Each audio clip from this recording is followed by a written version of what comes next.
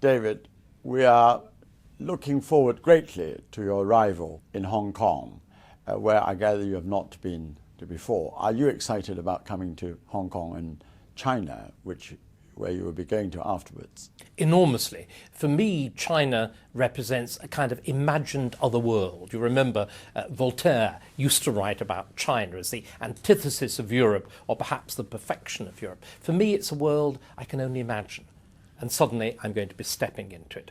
I have the dimmest sense of it, only really from going to the First Emperor exhibition at the British Museum and that marvellous moment on the control of public opinion in which people like me were thrown alive into a pit. So suddenly I'm going to step into that pit and see what that world is like. But weren't you rather surprised that the First Emperor of China actually burnt all the books and forbid all the scholars to say and write what they wanted to say and write?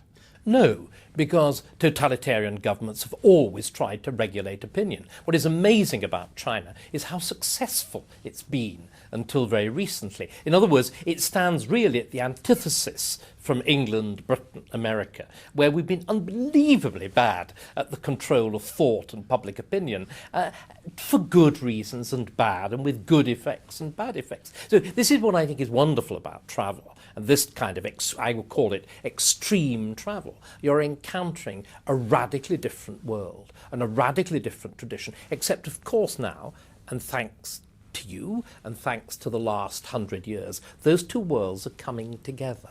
Well, I'm very glad, and I mean, as you know, you're coming to the Hong Kong Book Fair.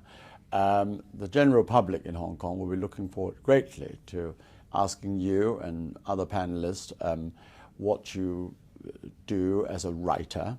Obviously, your travel to China will be reflected in your thoughts as a historian of the Western world, and I'm just wondering what sort of anticipation. Do you think that there will be a discovery of huge differences between what you're used to in writing and understanding about Tudor history to, say, modern China today?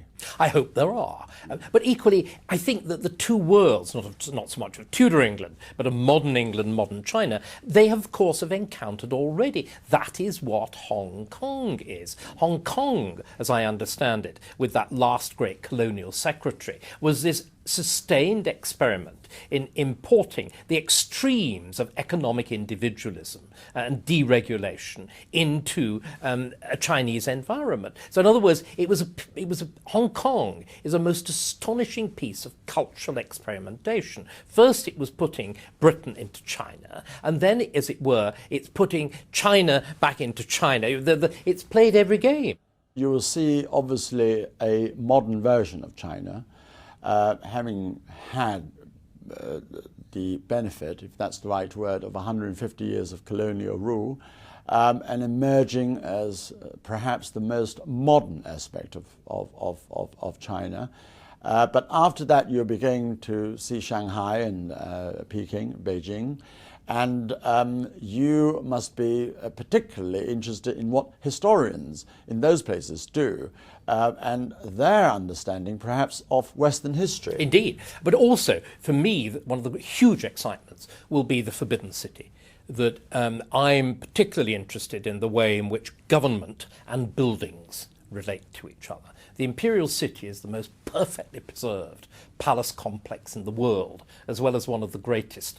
And to step inside that, however dimly I understand the context, will be simply wonderful. But just going back 1 second to Hong Kong, I think, and the business of colonial rule. What has been so astonishing is, if you look at the two most interestingly fruitful examples of British rule, one India, the other China, what seems to have been the key legacy is the legacy of law and of property right.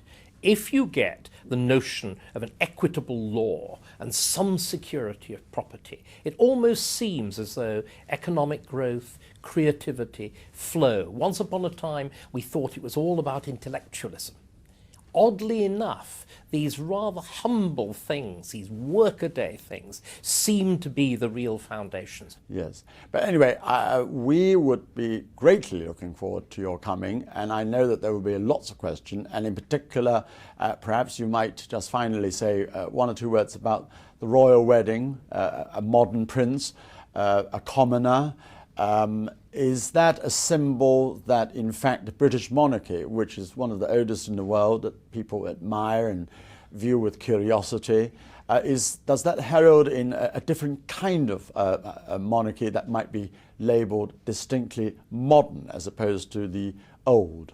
I think the British monarchy became modern in another great crisis. In 1917, at the height of the First World War, when what had been essentially a German royal house decided it was going to be English. And at that point, it starts marrying English men and English women. But what is quite remarkable is it not only decides that it's English in 1917, it does what the Chinese monarchy was not capable of doing, what the great empires of Europe, the Russian, the German, weren't capable of doing. It reconciles itself to democracy.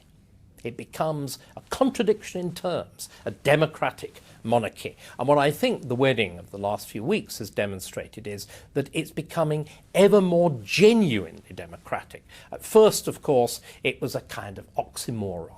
It was a contradiction in terms. It was a clever selling line. I think the selling line is becoming real. Kate Middleton, of course, is not as common as all that. She's a woman of serious education, in fact, the first seriously educated royal spouse of the 20th century. But she, of course, represents a world outside the palace.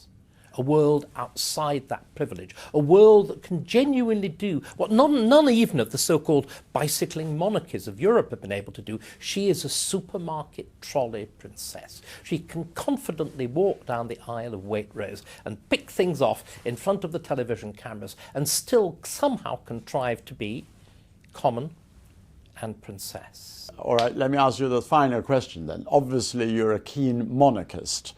Do you think that China could ever be better if it was under a monarchy, constitutional or otherwise? Well, China has never lost the monarchy. Well, in a way, either Sun Yat-sen or Mao Zedong clearly were in the models of the more extraordinary and difficult emperors, complete with courts, complete with the whole apparatus of power. The modern Communist Party, as I understand it, is astonishingly similar in many ways to the Mandarinate. Fewer sexual scandals, perhaps. Fewer sexual scandals. I thought Mao Zedong was rather keen on that. Yes, but... his wife even more so. Yes. But he didn't take any concubines as such. But Dr. Starkey, David, we look forward greatly to your coming, and I hope that you enjoy your first visit to China. But before then, we want to hear your impressions on Hong Kong and what you see there, and indeed for us to ask you about Britain, which, after all, we've had a relationship for 150 years. Thank you. Thank you.